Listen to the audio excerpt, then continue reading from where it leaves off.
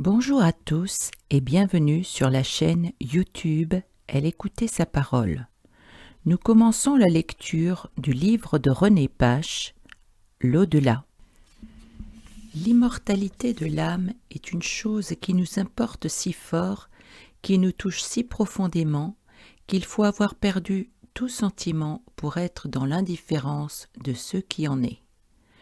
Toutes nos actions et nos pensées doivent prendre des routes si différentes selon qu'il y aura des biens éternels à espérer ou non, qu'il est impossible de faire une démarche avec sens et jugement si ce n'est en se réglant par la vue de ce point qui doit être notre dernier objet.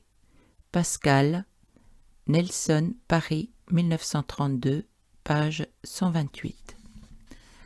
Préface. Ce livre fait suite à l'ouvrage intitulé « Le retour de Jésus-Christ ». La vision de l'avenir serait bien peu de choses si elle se bornait à la conclusion, même glorieuse, du drame terrestre. Dieu a mis dans nos cœurs la pensée de l'éternité pour que seule sa présence immédiate et perpétuelle puisse les satisfaire. Le présent volume n'a d'autre but que de chercher à grouper et à expliquer si possible les nombreux textes bibliques à la fois merveilleux et redoutables qui nous parlent du monde à venir. Si nous devons vivre à jamais dans l'au-delà, il serait insensé que nous négligions sur ce sujet essentiel les révélations et les avertissements de l'Écriture. Le psalmiste s'écrie « Un jour dans tes parvis vaut mieux que 1000 ailleurs » Psaume 84, 11. Une heure de méditation sérieuse qui nous transporte par la foi dans le palais du grand roi fera plus pour nous notre salut et notre témoignage que des années consacrées aux choses passées, même les plus belles. Sonde-moi, ô Dieu, et connais mon cœur. Regarde si je suis sur une mauvaise voie, et conduis-moi sur la voie de l'éternité. Psaume 139, 23, 24. Première partie, Introduction. Chapitre 1er, l'importance de l'au-delà. Vaut-il la peine de consacrer un livre à l'étude de l'au-delà ? Chercher à connaître l'autre monde, n'est-ce pas se livrer à de dangereuses spéculations ? D'ailleurs, diront certains, que pouvons-nous savoir de précis sur ce mystérieux sujet ? La terre ne nous suffit-elle pas pour le moment ? À l'heure de la mort, ce sera bien assez tôt pour s'inquiéter de la suite si elle existe. Pour l'instant, ne nous arrêtons pas à des idées macabres. Ce langage aujourd'hui, très courant, révèle une profonde ignorance de l'importance de l'éternité, de l'étendue des révélations bibliques et du danger que courent les âmes qui ne les ont pas reçues. Que pouvons-nous répondre à de tels arguments ? 1. La vie est beaucoup trop courte pour nous satisfaire. Si nous y réfléchissons, qu'est-ce que la durée de notre existence ? Le terme extrême que Dieu lui fixe est de 120 ans, selon Genèse 6, 3.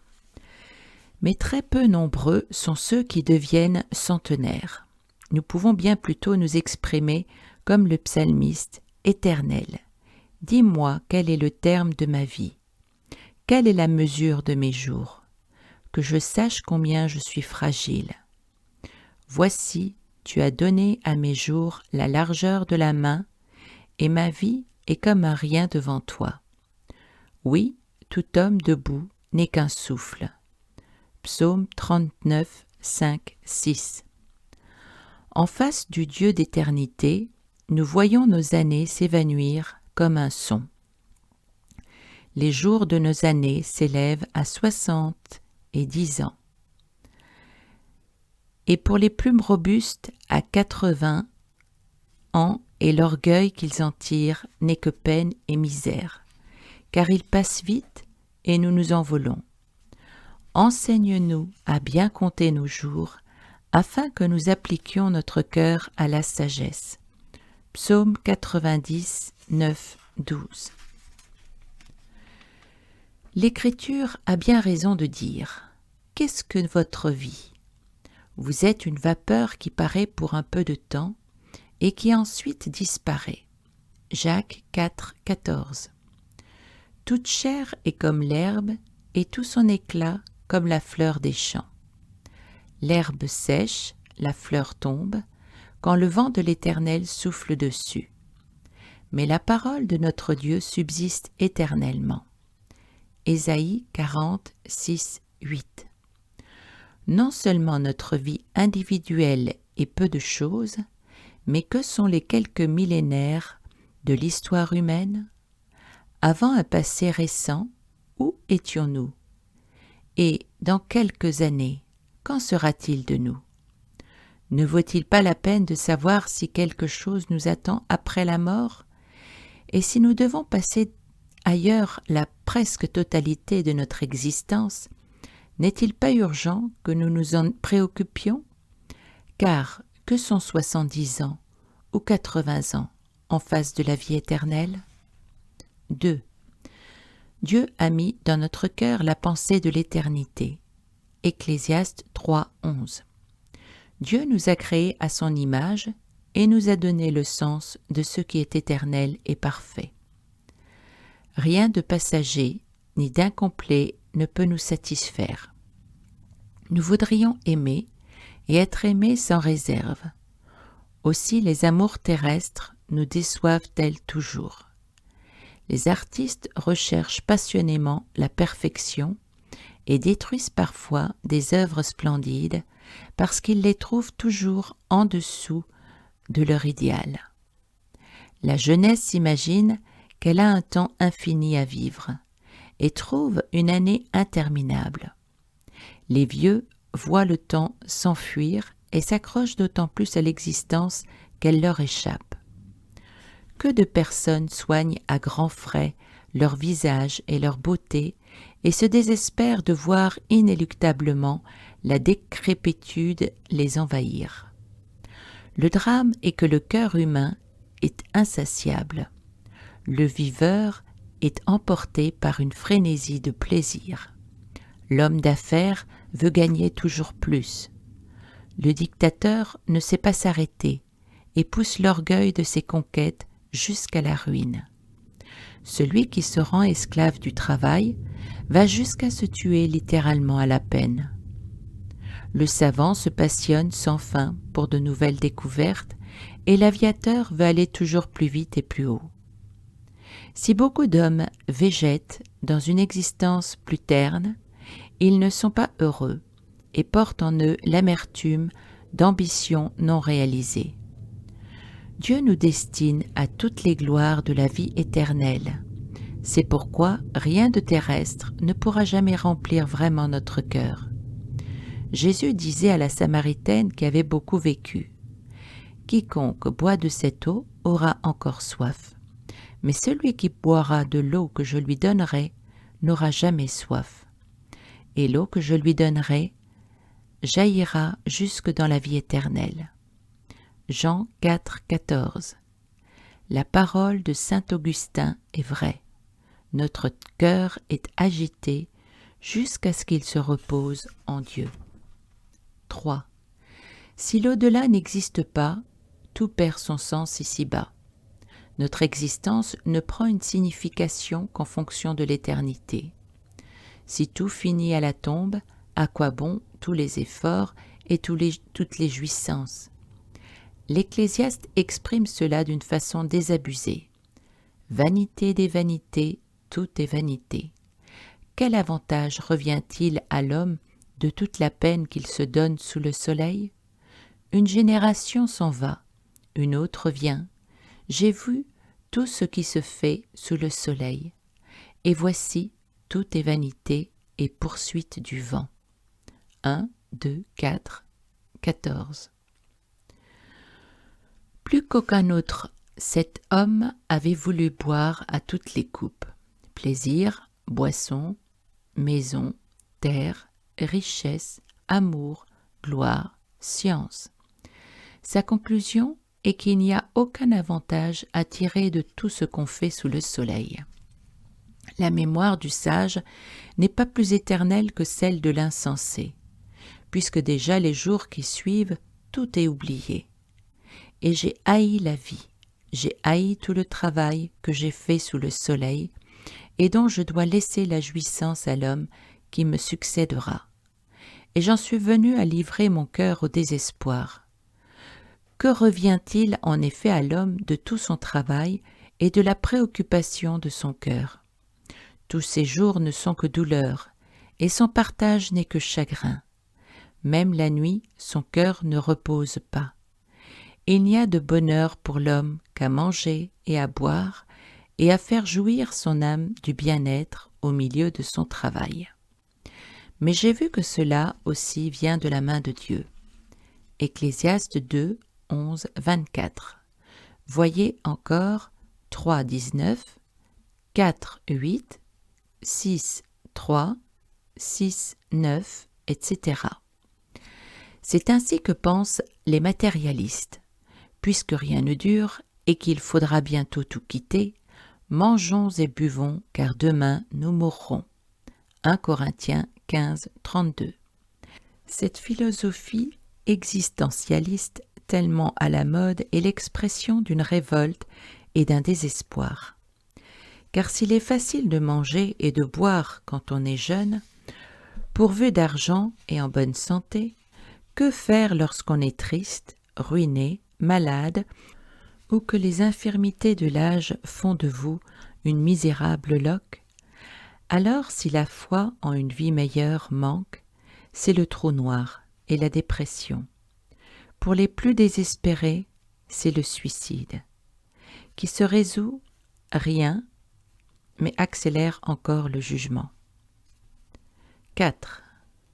La terre ne satisfait pas plus notre sens de la justice qu'elle n'étanche notre soif de durée et de perfection. Que de crimes ne sont jamais punis, que d'inégalités jamais rectifiées ici-bas. Voyez Ecclésiaste 4, 1 à 3 et 7, 15. Ce problème troublait déjà le psalmiste. Mes pas étaient sur le point de glisser, car je portais envie aux insensés en voyant le bonheur des méchants. Rien ne les tourmente jusqu'à leur mort. Ils n'ont aucune part aux souffrances humaines. Voilà pourquoi son peuple, de Dieu, se tourne de leur côté. Ainsi sont les méchants, toujours heureux. Ils accroissent leur richesse. La difficulté fut grande à mes yeux jusqu'à ce que j'eusse pris garde au sort final des méchants. Oui, tu les places sur des voies glissantes. Et quoi? En un instant, les voilà détruits. Ils sont enlevés, anéantis par une fin soudaine, comme un songe au réveil. Seigneur, à ton réveil, tu repousses leur image. Psaume 73, 2, 20. Ne t'irrite pas contre celui qui réussit dans ses voies, contre l'homme qui vient au bout de ses mauvais desseins. Encore un peu de temps, et le méchant n'est plus. Le Seigneur se rit du méchant, car il voit que son jour arrive. Psaume 37, 7, 13. Certains péchés sont punis immédiatement, mais le grand règlement de compte aura lieu dans l'autre monde. Dieu laisse l'homme libre de suivre sa propre voie. Il retarde aussi son jugement, dans l'espoir que le pécheur se repentira. Mais il serait immoral et souverainement injuste qu'il n'y ait pas un jour une rétribution générale. Reconnaissons aussi que les hommes de bien ne sont pas toujours récompensés ici-bas. Les épreuves, les persécutions, même ne sont pas épargnées. Le nombre des martyrs et des victimes innocentes ne se compte pas. N'y aurait-il jamais pour eux un juste retour des choses? La Bible dit que Dieu permet ces épreuves pour les éduquer et les sanctifier. Mais cela n'aurait aucun sens si tout s'arrêtait à la mort. Alors les croyants eux-mêmes seraient les plus malheureux des hommes et beaucoup seraient tentés de dire avec les matérialistes « Mangeons et buvons, car demain nous mourrons ». 1 Corinthiens 15, 19, 32. 5. Enfin, après avoir connu ici-bas le deuil et la séparation, il nous faut la consolante certitude de revoir nos bien-aimés morts dans la foi.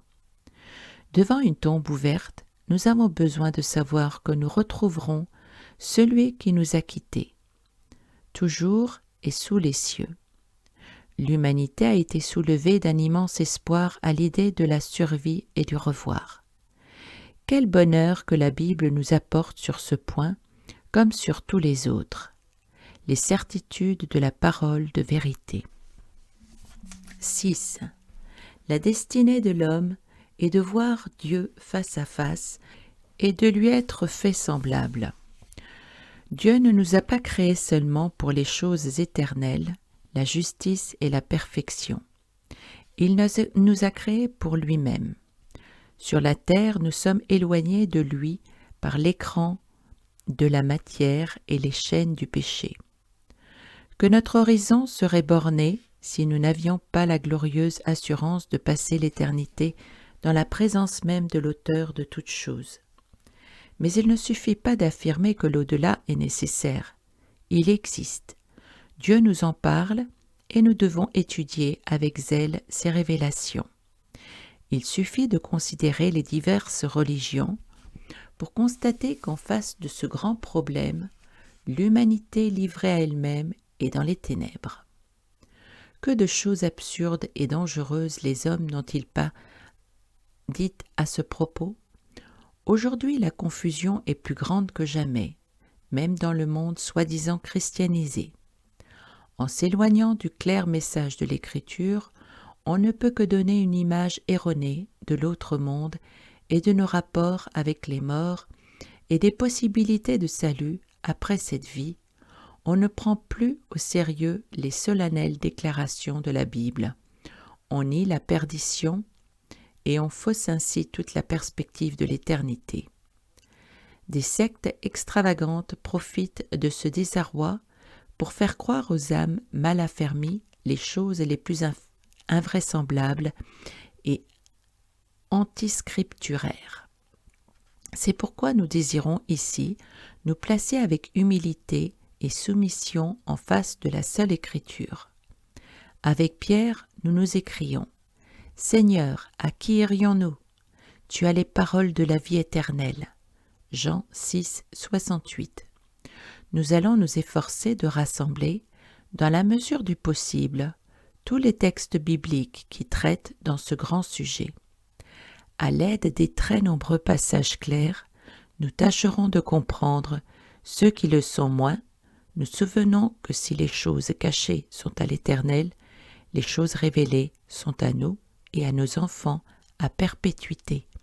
Deutéronome 29, 29.